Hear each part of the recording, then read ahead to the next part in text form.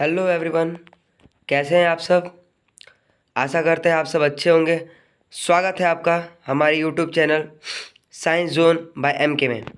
और आज हम ऑब्जेक्टिव का तांडव पार्ट 3 लेकर आए हैं, जिसमें हम अगले 30 क्वेश्चन के बारे में डिस्कस करने वाले हैं और बहुत सारी जानकारी इकट्ठा करने वाले हैं।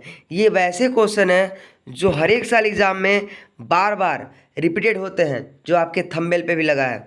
तो देर ना करते हुए अपने इस सेशन को, अपने इस वीडियो को स्टार्ट करते हैं। और आपने अभी तक चैनल को सब्सक्राइब नहीं किया है तो प्लीज़ चैनल को सब्सक्राइब करें, वीडियो देखें और लाइक करें और अपना सजेशन कमेंट बॉक्स में ज़रूर दें। तो आइए स्टार्ट करते हैं आज का हमारा ये सेशन। बिहार बोर्ड परीक्षा या बोर्ड परीक्षा में बार बार आने वाले प्रश्न VVI 30 वैसे प्रश्न जो हर साल आते हैं। आप करके दिखाइए खुद से, अपने आप को आके। इससे पहले हमारा मोटिवेशनल थॉट, ज्ञान धन से ज़्यादा श्रेष्ठ होता है। ज्ञान धन से ज़्यादा श्रेष्ठ होता है क्योंकि धन की रक्षा हमें करनी होती है और ज्ञान हमारी रक्षा करता है। जो ज्ञान होता है ना, वो धन से ज़्यादा ऊंचा होता है, ज़्यादा श्रेष्ठ होता है, क्योंकि धन की रक्षा हम करते हैं लेकिन ज्ञान हमारी रक्षा करता है। इसलिए ज्ञान को लें, ज्ञानी बने, धन ऑटोमेटिक आ जाएगा आपके पास। आगे हम बात करें, अगला क्वेश्चन है हमारा क्वेश्चन नंबर 61 था, 60 तक हुआ था। क्वेश्चन नंबर 61, आवर्त सारणी के प्रथम वर्ग के सदस्य होते हैं। आवर्त सारणी के प्रथम वर्ग के सदस्य होते हैं। तो आवर्त सारणी के प्रथम वर्ग को कहते हैं बाबू क्षारीय धातु। ऑप्शन नंबर बी क्षारीय धातु। ऑप्शन नंबर सी आवर्त सारणी के प्रथम वर्ग को कहते हैं क्षारीय धातु। आवर्त सारणी के सेकेंड वर्ग को कहते हैं क्षारीय मृदा धातु। आवर्त सारणी के 18वें ग्रुप वर्ग को कहते हैं हम अक्रिय गैस। अगर हम बात करें अक्रिय गैस तो ये हमारा 18वें नंबर का है और ये हमारा फर्स्ट नंबर पर है और सेकेंड नंबर पे क्षारीय मृदा धातु है। आवर्त सारणी में हम बात करें दोस्तों तो पीरियडों की संख्या 7 और वर्गों की संख्या 18 होती है। इसी 18 में से पहले वर्ग को क्षारीय धातु, दूसरे वर्ग को क्षारीय मृदा धातु और अंतिम वर्ग को अक्रिय गैस का वर्ग कहा जाता है। अगला क्वेश्चन हम बात करें क्वेश्चन नंबर 62, निम्नलिखित में से कौन प्राकृतिक संसाधन नहीं है। निम्नलिखित में से कौन प्राकृतिक संसाधन नहीं है। प्राकृतिक संसाधन जो प्राकृतिक द्वारा प्रदत्त की गई है, वायु है, मिट्टी है, जल है, जीवधारी नहीं है। जीवधारी हमारा क्या है? ऑप्शन नंबर डी सही आंसर है।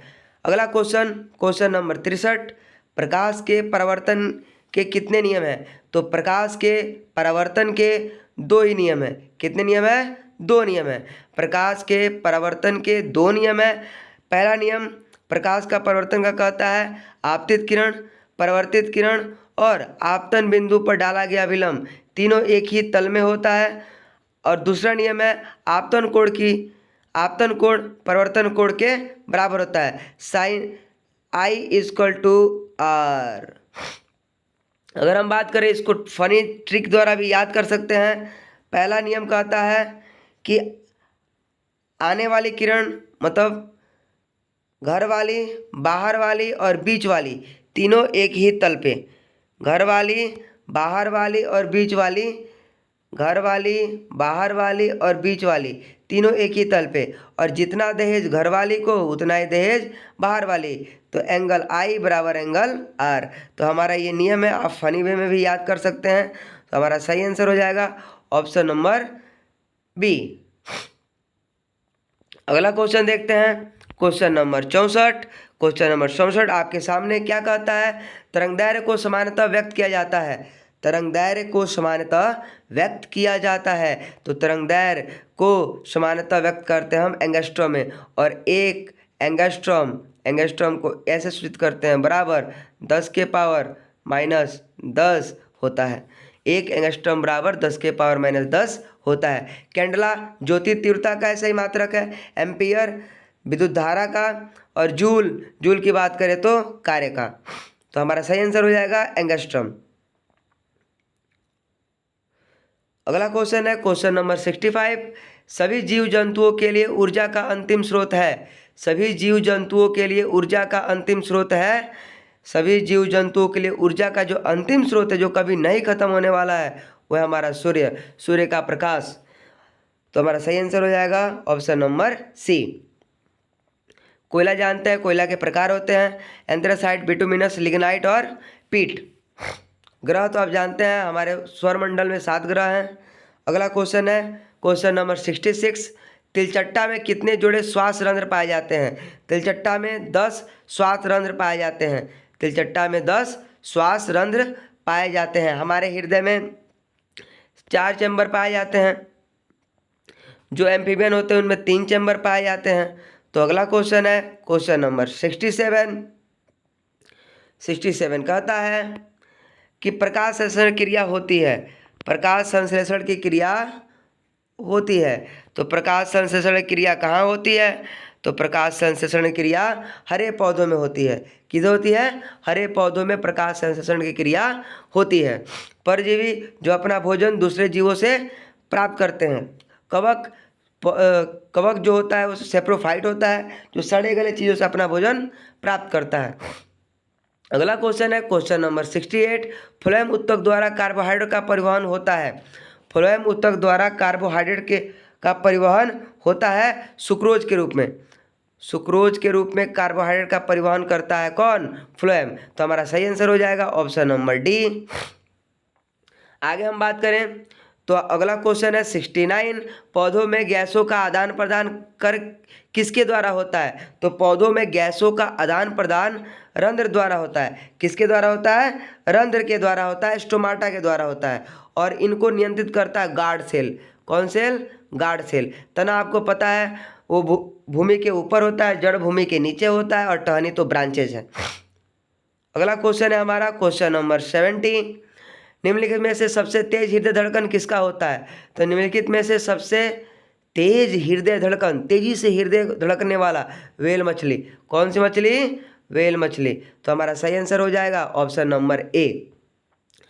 71 क्वेश्चन कहता है सजीव जीवधारियों द्वारा जिस प्रकार की नाइट्रोजन पदार्थ कचरा का उत्सर्जन होता है, तो जितने भी सजीव जीवधारी होते हैं वो जिन नाइट्रोजनी पदार्थ का उत्सर्जन करते हैं वो क्या कहलाते हैं? वो कहलाते हैं अमोनिया, यूरिया, यूरिक अम्ल। मतलब जितने भी सजीव जीवधारी हैं वो सभी को त्यागते हैं। उत्सर्जित अंग का मतलब तो कचरा जो बच गया है उसको बाहर निकालना। अगला क्वेश्चन है 72। तंत्रिका तंत्र की रचनात्मक एवं क्रियात्मक इकाई को कहते हैं न्यूरॉन। तंत्रिका तंत्र की रचनात्मक और क्रियात्मक इकाई को कहते हैं न्यूरॉन। अगर हम बात करें वृक्क के क्रियात्मक और रचनात्मक इकाई को कहते हैं नेफ्रॉन। और सेरिब्रम हमारे मस्तिष्क का, बुद्धि का केंद्र, चतुराई का केंद्र होता है सेरिब्रम। अगला क्वेश्चन है हमारा क्वेश्चन नंबर 73। किसकी उपस्थिति के कारण पौधे का रंग हरा होता है? तो क्लोरोफिल की उपस्थिति के कारण पौधे का रंग हरा होता है। क्लोरोफिल के कारण पौधे का रंग हरा होता है। फाइटोक्रोम कुछ नहीं होता है, लाउडोस्कोप कुछ नहीं होता है। तो हमारा सही आंसर हो जाएगा option number A. 74 question number 74। पौधों में उत्सर्जित पदार्थ हैं। पौधों में उत्सर्जित पदार्थ है गोंद, रेजिन, टैनिन। इनमें से सभी पौधों में उत्सर्जित पदार्थ गोंद है, टैनिन है, रेनिन है, इनमें से सभी। अगला क्वेश्चन है क्वेश्चन नंबर 75। टेहरी बांध का निर्माण किस प्रदेश में किया गया? टेहरी बांध का निर्माण उत्तराखंड में किया गया है। उत्तराखंड में। उत्तराखंड की राजधानी देहरादून, उत्तर प्रदेश की राजधानी लखनऊ, राजस्थान जयपुर, मध्य प्रदेश भोपाल। आगे हम बात करें दोस्तों तो अगला क्वेश्चन है क्वेश्चन नंबर 76। निम्नलिखित में से किसके कारण अम्ल वर्षा होती है? तो अम्ल वर्षा दो ही की वजह से होता है, SO2 और NO2। SO2 और NO2। SO2 और NO2। अगर बात करें CO2 की तो हमारे वायुमंडल में 0.003% पाया जाता है। 0.03% भी कह सकते हैं इसको। तो हमारे वायुमंडल में 0.03% पाया जाता है यह CO2। अम्ल वर्षा होती है SO2 और NO2 के कारण। अगला क्वेश्चन है हमारा, अगर हम बात करें, अगला क्वेश्चन है स्विच लगाए जाते हैं। स्विच लगाए जाते हैं, स्विच कहाँ लगाए जाते हैं? तो स्विच लगाए जाते हैं गर्म तार में। गर्म तार में, लिव वायर में स्विच हमेशा लगाए जाते हैं। अगला क्वेश्चन है 78, निम्नलिखित में से कौन अनवीकरणीय ऊर्जा का स्रोत नहीं है? निम्नलिखित में से कौन अनवीकरणीय ऊर्जा का स्रोत नहीं है? तो कोयला जो है अनवीकरणीय ऊर्जा का स्रोत नहीं है। ये क्या है? नवीकरणीय ऊर्जा का स्रोत है। ये खत्म हो सकता है। ऊर्जा के दो स्रोत, नवीकरणीय और अनवीकरणीय। नवीकरणीय जो खत्म हो जाए, अनवीकरणीय जो समाप्त हो जाए, नवीकरणीय जिसका समापन बहुत लंबे समय तक ना हो, लंबे समय तक रहे। तो हमारा सही आंसर हो जाएगा ऑप्शन नंबर बी। अगला क्वेश्चन है हमारा क्वेश्चन नंबर 79, मनुष्य में वृक्क निम्न में से किससे संबंधित है? मनुष्य में वृक्क जो होता है उत्सर्जन का काम करता है, फेफड़ा श्वसन का काम करता है, पोषण का काम, अगर हम बात करें पोषण का काम में सारे अंग आ जाते हैं, और परिवहन का काम हमारा हृदय करता है। तो हमारा सही आंसर हो जाएगा ऑप्शन नंबर डी। अगला क्वेश्चन है हाइड्रा में क्या पाया जाता है? हाइड्रा में क्या पाया जाता है? तो हाइड्रा में दोस्तों हमारा ऑप्शन नंबर बी तंत्रिका पाया जाता है। मस्तिष्क नहीं होता है, मुख नहीं होता है, स्पर्शक नहीं होता है, हाइड्रा में तंत्रिका पाया जाता है। अगला क्वेश्चन है क्वेश्चन नंबर 81, आमीटर से निम्नलिखित में से किसे मापा जाता है? तो आमीटर से विद्युत धारा को मापा जाता है। विद्युत विभव को अगर बात करें, वोल्टेज को तो विभव द्वारा मापते हैं, विभव को वोल्ट के द्वारा मापते हैं। आवेश का ऐसा ही मात्रक चार्ज कूलम होता है, और विद्युत शक्ति का ऐसा ही मात्रक वाट होता है। तो हमारा सही आंसर है ऑप्शन नंबर ए, विद्युत धारा। अगला क्वेश्चन है वह उपकरण जो विद्युत ऊर्जा को यांत्रिक ऊर्जा में बदलता है वह कहलाता है? जो विद्युत ऊर्जा को यांत्रिक ऊर्जा में बदलता है वो कहलाता है जनरेटर और विद्युत मोटर। जनरेटर और विद्युत मोटर। तो हमारा सही आंसर हो जाएगा ऑप्शन नंबर बी, जनरेटर भी और मोटर भी। जनरेटर भी और मोटर भी। Option number C, sorry, generator भी और मोटर भी। जनरेटर विद्युत ऊर्जा को यांत्रिक ऊर्जा में बदलता है, मोटर भी विद्युत ऊर्जा लेता है और यांत्रिक ऊर्जा देता है। तो हमारा सही आंसर हो जाएगा ऑप्शन नंबर सी। दर्पण सूत्र है दोस्तों, दर्पण सूत्र और लेंस सूत्र में मस्त प्लस और माइनस का फर्क है। अगर दर्पण सूत्र की बात करें तो दर्पण सूत्र में प्लस होता है और लेंस सूत्र में माइनस होता है। तो हमारा सही आंसर हो जाएगा 1/v प्लस 1/u बराबर 1/f। v क्या है? v है प्रतिबिंब की दूरी, वस्तु क्या है? u क्या है? वस्तु की दूरी, और f है फोकस दूरी, और ये है दोस्तों हमारा लेंस का। 1/v माइनस 1/u बराबर 1/f। तो हमारा सही आंसर हो जाएगा दर्पण सूत्र 1/v प्लस 1/u बराबर 1/f। आगे दोस्तों हम बात करें क्वेश्चन नंबर 84, निकट दृष्टि दोष को निम्नलिखित में से किस लेंस द्वारा हटाया जाता है? तो निकट दृष्टि के दोष को दूर करने के लिए आपको पहले भी पता है अवतल लेंस का चश्मा प्रयोग करते हैं। अगर उत्तल लेंस की बात करें तो दूर दृष्टि दोष के लिए, अगर बाईफोकल की बात करें तो अबिंदुकता, और बेलनाकार हम बात करें तो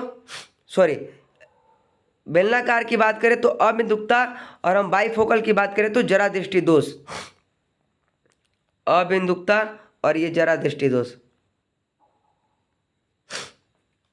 तो हमारा सही आंसर हो जाएगा ऑप्शन नंबर बी, निकट दृष्टि दोष को लिए अवतल दर्पण, और दूर दृष्टि दोष के लिए उत्तल दर्पण, बाईफोकल जरा दृष्टि दोष के लिए, और बेलनाकार के लिए अबिंदुकता के लिए बेलनाकार लेंस का। अगर हम बात करें क्वेश्चन नंबर 85, प्रकाश की किरणें गमन करती हैं। प्रकाश की किरणें हमेशा सीधी रेखा में गमन करती हैं। प्रकाश की किरणें हमेशा सीधी रेखा में गमन करती हैं। तो ऑप्शन नंबर ए हमारा सही आंसर हो जाएगा। क्वेश्चन नंबर 86, निम्नलिखित में से कौन लेंस की क्षमता का मात्रक है? तो लेंस की क्षमता का मात्रक है हमारा डायऑप्टर। डायऑप्टर क्या है? लेंस की क्षमता का मात्रक है। अगर ऐसा ही मात्रक की बात करें तो पर मीटर, ऐसा ही मात्रक की बात करें तो पर मीटर होता है लेंस की क्षमता। लेंस की क्षमता P बराबर होता है 1/f। फोकस दूरी का व्युत्क्रम होता है। अगला हम क्वेश्चन की बात करें तो क्वेश्चन नंबर 87, किस रंग का विचलन न्यूनतम होता है? किस रंग का विचलन न्यूनतम होता है? तो लाल रंग का विचलन न्यूनतम होता है, बैंगनी रंग का विचलन सबसे अधिक होता है। लाल रंग का तरंगदैर्घ्य और चाल सबसे अधिक होता है, बैंगनी रंग का तरंगदैर्घ्य और चाल सबसे कम होता है। तो हमारा सही आंसर हो जाएगा ऑप्शन नंबर ए। अगर हम क्वेश्चन की बात करें 88, बैटरी से किस प्रकार की धारा प्राप्त होती है? तो बैटरी से किस प्रकार की धारा प्राप्त होती है? तो बैटरी से डीसी करंट प्राप्त होती है, डिस्ट धारा प्राप्त होती है।